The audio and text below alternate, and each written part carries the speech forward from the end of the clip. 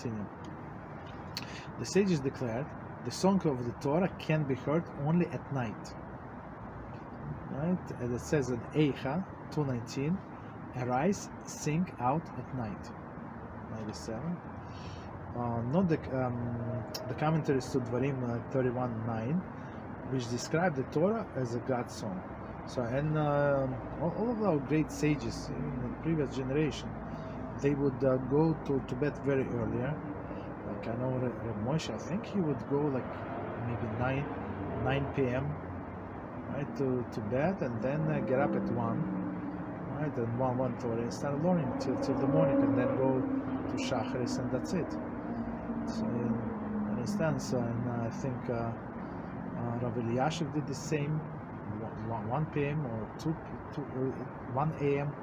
or 2 a.m. like something around this time.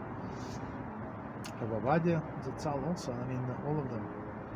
And they, of course, if we learn, of course, they knew that, and they were actually living that, not only like knew it in theory.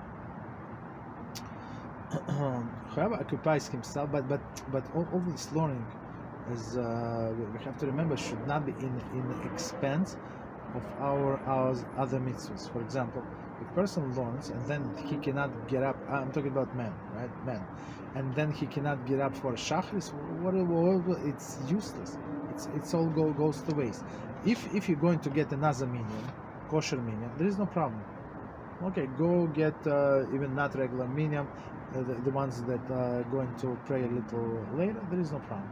But if you are studying and now you lost the minyan, right, there is you better, or you miss the time for Shema and stuff like that. So it's it did not worth it. Continue. Whoever occupies himself with Torah study at night will have a stand of divine favor extended to him during the day.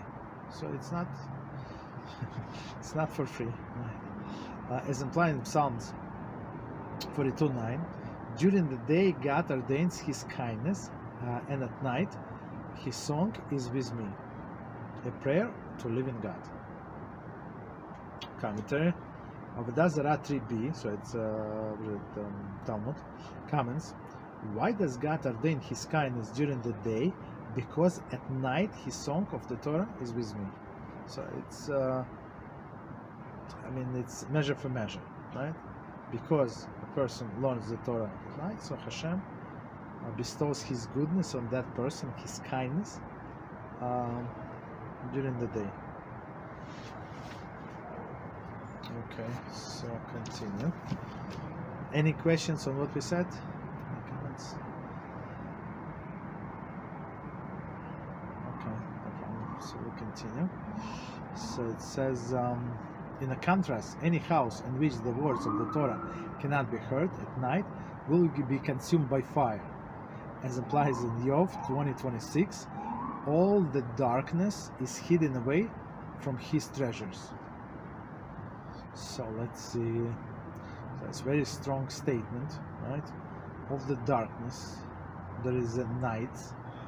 Okay, will be consumed by fire.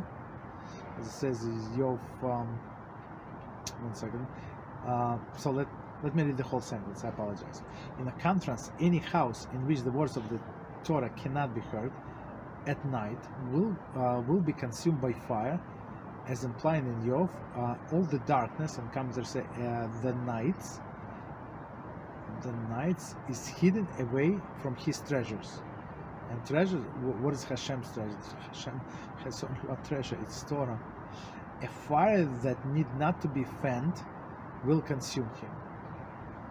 So, which is a very strong statement. So that's what we do. We learn at night, right? That even partial learning, it's also very, very good learning. Continue. The verse in Numbers 6, and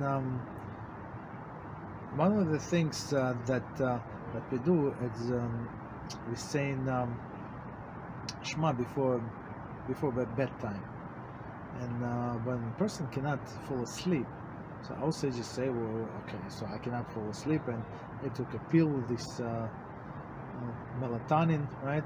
Whatever this thing is, right? And it's still not working. So they say, continue, repeat Shema Israel, Hashem Elokeinu, Hashem, continue, and after so many times, how many times, you're going to fall asleep. So the last words that you said, right, while you were awake, was actually the words of the Torah. So you fall asleep with the words of the Torah on your lips, which is amazing. And it's, in some sense, this Shema Israel, the verse, is also considered to be a learning Torah, because it's part of the written Torah.